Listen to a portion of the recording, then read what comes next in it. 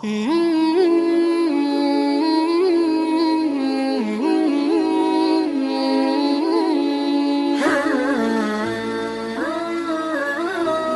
ربیعۃ الرائے بہت بڑے محدث ہیں مدینے کے. کہتے ہیں کہ ان کے والد حضرت ابو عبد الرحمن فروخ تابعی میں سے ہیں.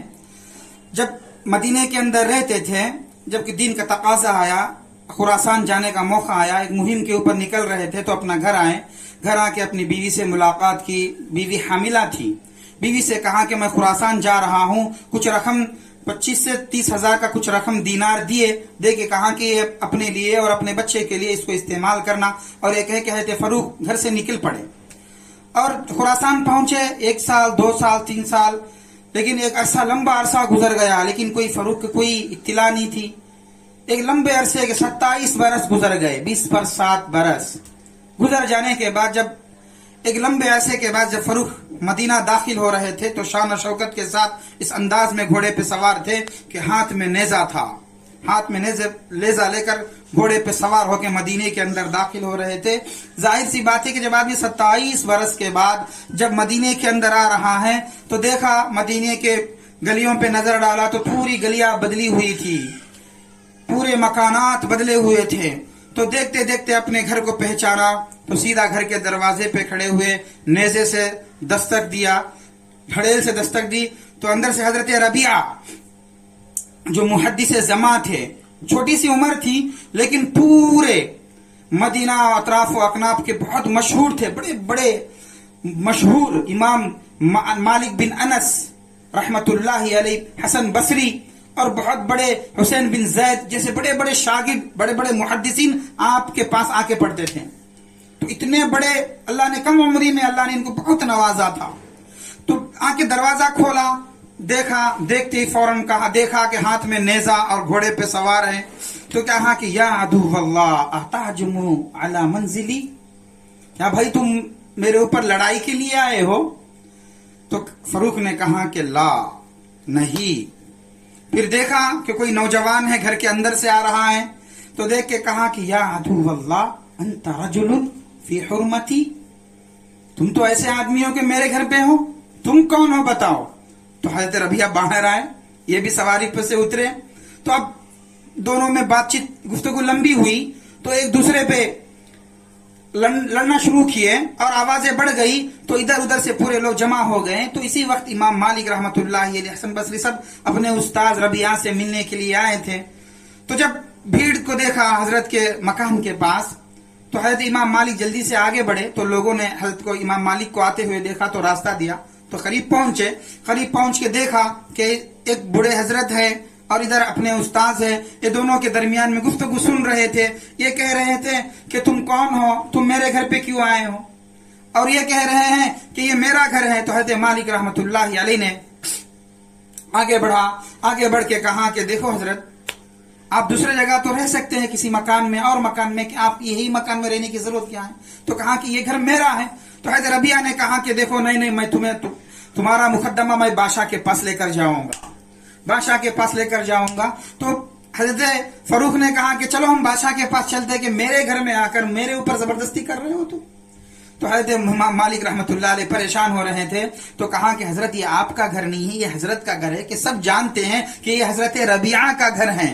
تو حضرت عبد الرحمن فروخ رحمت اللہ علیہ انہوں نے آگے بڑھ کے کہا کہ نہیں، یہ میرا گھر ہے، میں عبد الرحمن فروخ ہوں.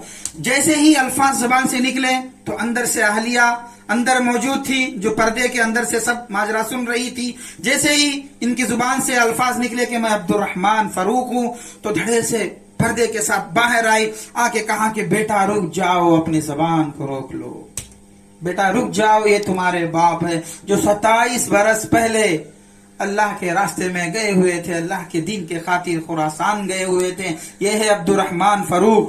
جیسے ہی آواز پڑی کانوں میں حضرت ربیعہ کے تو آنکھیں جم گئی اپنے باپ کے اوپر، جو بچپن سے ترس رہے تھے اپنی باپ کی دیدار کے لیے اور اپنی باپ سے ملاقات کے مشتاقی تھے، متمنی تھے. تو جما دیا اپنے باپ کے اوپر، خاموش سکتہ طاری ہو گیا اور اپنے بچے کو اور اپنی اولاد کو، اپنے بیوی کو دیکھنے کی 27 برس کی خواہش حضرت فروخ کی تھی. اللہ قربان جائے ان لوگوں کے اوپر. آج ہم بھی ہیں کیا 5 وقت کی نماز پڑھ لیے تو ہم اپنے آپ کو بہت بڑا دیندار سمجھ جاتے ہیں اور اللہ کے دین کا خادم شمار کرتے ہیں. کیا کچھ کر لیے تو ہم اپنے آپ کو بہت بڑا وقت کا مجاہد سمجھ لیتے ہیں. لیکن ادھر دیکھیے 27 برس اللہ کے راستے میں چلے گئے, دین کے مہمات کو ادا کرتے رہے, واپس اپنے شہر کو, وطن کو آنے کا موقع نہ ملا, اپنے بال بچے اور اپنے بیوی کی خیریت پوچھنے کا موقع نہ ملا. وہ کیسے زندگیاں ہوں گی, وہ کیسے پاک ہستیاں ہوں گی جنہوں نے اپنی زندگی کو, اپنی جوانی کو, سوچئے جب فاروق مدینے سے جا رہے تھے, جوان تھے, پوری داڑھی کالی تھی, شباب میں تھے, جذبے جوش میں تھے, اپنی خواہشات کو سب کو دبو کر اللہ کے دین کے لیے نکل گئے. جب آ رہے تھے تو داڑھی سفید, لوگ دنیا انہیں بڑھا کہا, شیخ کہا.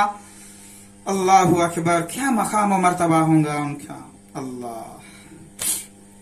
تو آواز سنی, کہا کہ بیٹا تیرے باپ ہے. تو حضرت ربیعہ اور اپنے باپ سے لپٹ پڑے. ادھر سے فاروق بھی اپنے بیٹے کو لپٹ لیے. ادھر باپ رو رہے ہیں, ادھر بیٹا رو رہا ہے. ادھر جوان بیٹا اپنی باپ کی 27 برس کی دوری کو یاد کر کر کے کہ ابا جب رات میں یاد کیا, کبھی دن میں یاد کیا, کبھی غم میں, کبھی خوشی میں ہم آپ کو یاد کرتے رہیں.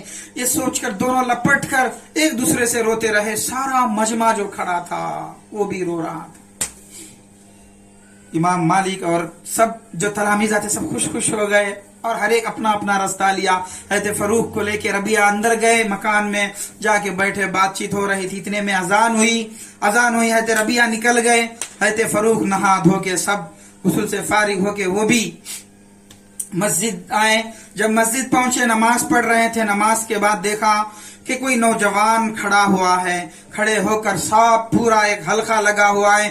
بڑے بڑے لوگ دو زانو بیٹھ کر حدیث پڑھ رہے ہیں. کوئی کہتا قال رسول اللہ پڑھ رہا ہے. تو حضرت فاروق دیکھا, کیا حسین منظر ہے, کتنا سہانا منظر ہے. اور دیکھ کے آگے بڑے حلقے میں بیٹھے. تھوڑی دیر بیٹھ کے پھر دل کو تسلی ہوئی کہ کیا عجیب انداز ہے اس پڑھانے والے نوجوان کا.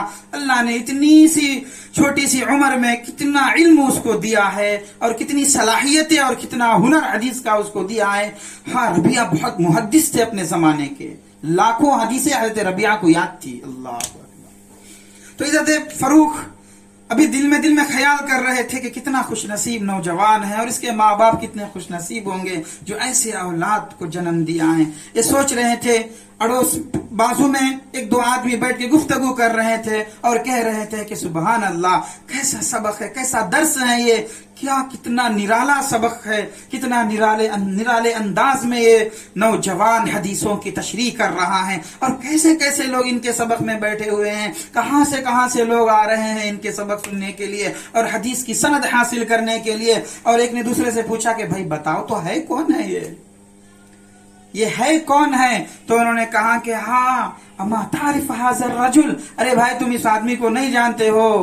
هذا رجل ابن ابی عبد الرحمن فاروق. ہاں یہ وہ نوجوان ہے جو فاروق ہے نا, فاروق جو 27 برس پہلے چلے گئے تھے مدینے سے, خراسان چلے گئے. ہاں ان کے فرزند ہیں یہ ربیعہ ہے. هذا ربیعہ, ہاں یہ ربیعہ ہے.